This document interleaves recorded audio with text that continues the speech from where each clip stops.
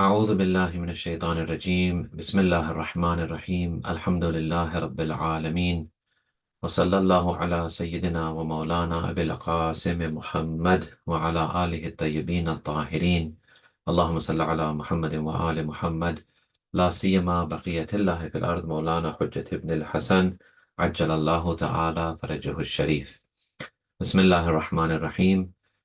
We have reached this line of this fantastic Ziyarat-e-Jamia Kabira, where we say, وَالْمُسْتَقِرِّينَ فِي أَمْرِ اللَّهِ. Let's look at the words first of all.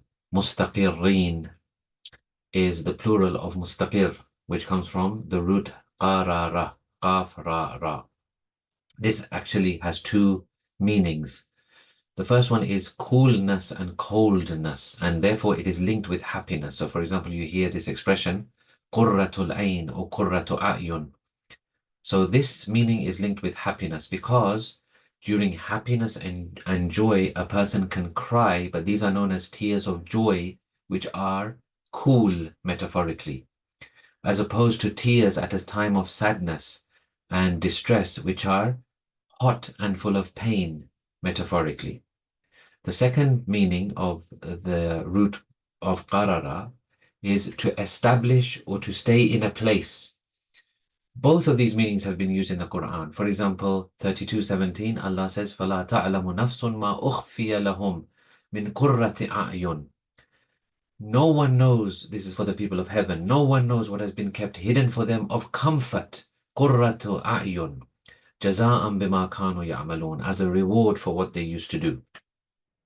And in the second meaning, it has been used, for example, in the famous ayat-e-takwiniyah, the ayat of 33:33, وَقَرْنَا fi buyutikunna. Allah says to the wives of the Prophet, stay in your houses, establish yourself, stay, take a place in your houses. وَقَرْنَا fi buyutikunna وَلَا تَبَرَّجْنَا تَبَرُّجَ الْجَاهِلِيَّةِ الْأُولَى, and do not display your finery with the display of the former days of ignorance.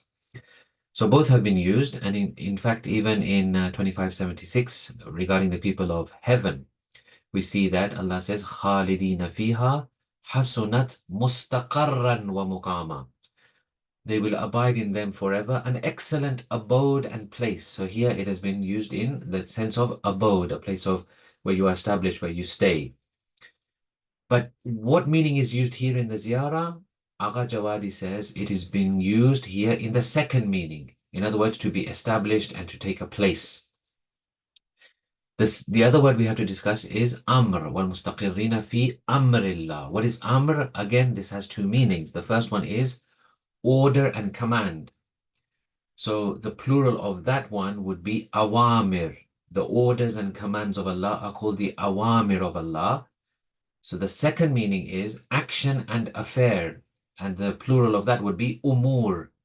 Action and affair, the plural would be umur. So these two meanings are valid. Agha says we can use any of these two, both of them are valid, and we'll explain. So he says, therefore, the meaning we get from this sentence is as follows: peace be upon those who are firmly established and have a place in the order and affair of Allah. Now, what does this mean? So he says, first of all, let's have a look at it from the lens of faith, iman. He says, iman is such a thing that what makes a person's faith established and firm, or weak and subject to change? If a person's faith is established, it is firm, it's not going to go away from them. If a person's faith is weak, then it can be subject to change. It can even be subject to annihilation. The iman of a person can be taken from them. What makes a person's faith established or weak? Well, this depends on the person's belief, outlook, and action. The more a person is committed and convinced by a belief, and then that person acts upon it, the more the faith will be strong, obviously. Hence, some people have strong faith and will never lose their faith. They have reflected, they have thought about it, they have based their lives on it, they have acted on it. Others, however, may have displayed faith in their lives at some point, but because it never became fully established for them, or it was somehow weak, or it somehow was not acted upon properly, it never took a place in their hearts, and hence it can go away from them. For example, Imam Sadiq alayhi salam says about Zubayr ibn Awam, he says, Zubayr used to walk in the protective light of faith while the Prophet of Allah was alive, and even shortly after his death, he even drew his sword and would say, we will not give allegiance to anyone other than Ali alayhi salam. But because his faith was weak and was transferable, it did not accompany him up to the day of judgment. In other words, Zubayr once upon a time was a very firm supporter of Amir al-Mu'mineen. But for whatever reason, in history you can see the reasons, for whatever reason he did not act upon it properly. He allowed himself to be influenced, he allowed his nafs to take a hold of him, and therefore his faith was weakened. He did not submit to the hujjat of Allah, and therefore his faith did not accompany him up to the day of judgment where it really mattered. So accepting the order of Allah and submitting to the order of Allah has many different levels. Some people, unfortunately, with just a small difficulty or issue, they lose their faith. They lose their submission to Allah's orders and commands. Maybe they feel, if I do this, I will lose money. Maybe they feel, if I continue to be a servant of God and submit to God in all situations, I will lose my reputation. Maybe people will look at me awkwardly. Maybe at work it will be strange for me or weird for me. Maybe people will not understand what I do. All of these things, the smallest problem or issue comes and they lose their faith, unfortunately, or they lose that act of submitting to the orders of Allah. Others, however, are willing to sacrifice everything, and I mean every single thing, but they will not lose the faith in Allah and submission to Allah. They will always hold on to their faith and submission. Examples of this are, of course, for example, Amir al-Mu'mineen alayhi salam on laylat al-mabith, where he had to sleep in the place of the Holy Prophet when the Holy Prophet had migrated from Makkah to Medina. He was willing to sacrifice everything. He didn't really care about his own life. He didn't care about anything else. He just said, oh, Prophet of God, if your life is being saved, then I'm willing to sleep in your place. The other example is, of course, Sayyid al-Shuhada, Imam Hussein alayhi salam in Kerbala, giving every single thing he had in the way of Allah to show his submission, to show his faith, to show his absolute commitment to Allah subhanahu wa ta'ala. So these people are therefore truly mustaqir and mustaqirrin fi amrillah. They are truly established and firm in the orders of Allah. And hence only these people, only and only these people are worthy and qualified for the position of imamat. No one else is qualified for it. It is only these people. And it is only these people who can withstand the challenges which come with imamat and being a representative of God.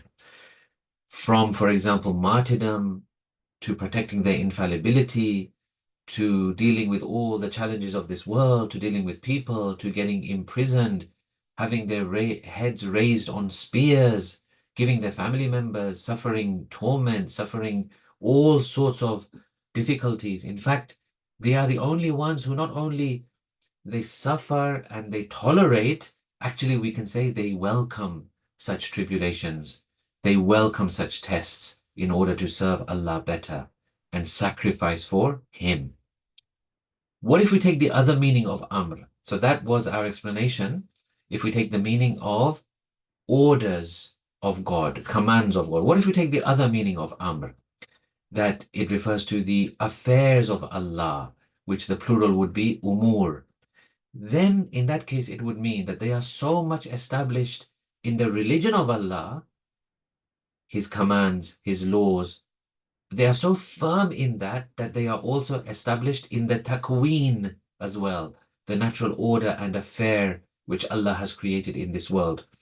Because they were completely in submission to the will of Allah, commands of Allah, in the religion of Allah, they also are firmly established in the takwin and the natural order which Allah has created. And because here amrillah, fi amrillah is used without any qualifier, doesn't have any qualification to it, it would include every affair associated with Allah subhanahu wa ta'ala. For example, Agha gives these two examples.